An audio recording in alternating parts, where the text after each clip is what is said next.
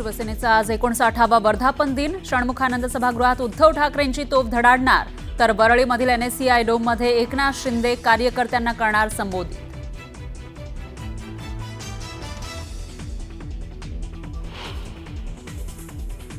वर्धापन दिनाचा कार्यक्रम संपल्यावर शिवसेनेच्या मंत्र्यांची वरळीमध्येच होणार बैठक. मंत्र्यांना दिलेल्या जिल्ह्यांच्या जबाबदारीचा शिंदे घेणार आढावा, तर मनपा निवडणुकीच्या पार्श्वभूमीवर बैठकीला महत्त्व.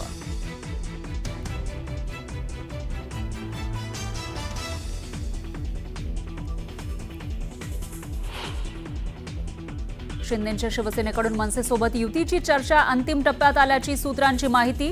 चर्चा पूर्णत्वाला नेण्यासाठी एकनाथ शिंदेंकडून राज ठाकरेंना लवकरच स्नेहभोजनासाठी निमंत्रण पाठवलं जाणार, सूत्रांची माहिती. मुख्यमंत्र्यांना एलिमिनेट करण्यासाठी शिंदे गटाकडून अघोरी विद्येचा वापर, युबीटीचे खासदार संजय राऊतांचा गंभीर आरोप.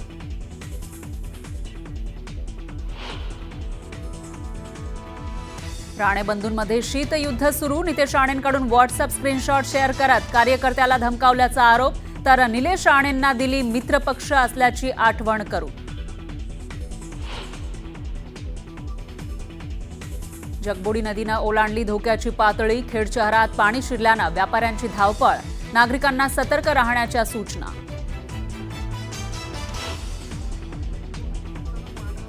नाशिकमध्ये सकाळपासून पावसाचा हाहाकार, गोदावरी नदीपात्रामध्ये बुडाली कार बाहेर काढण्याचे प्रयत्न सुरू.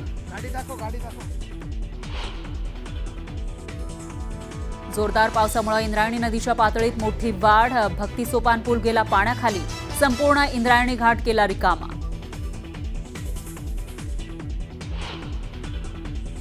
पुणे जिल्ह्याच्या मुळशी तालुक्यामध्ये जोरदार पाऊस, घोटावडे फाट्याहून हिंजवडीकडे जाणाऱ्या रस्त्यावर पाणी, रस्त्याला ओढ्याचं स्वरूप आल्यानं वाहन चालकांची कसरत.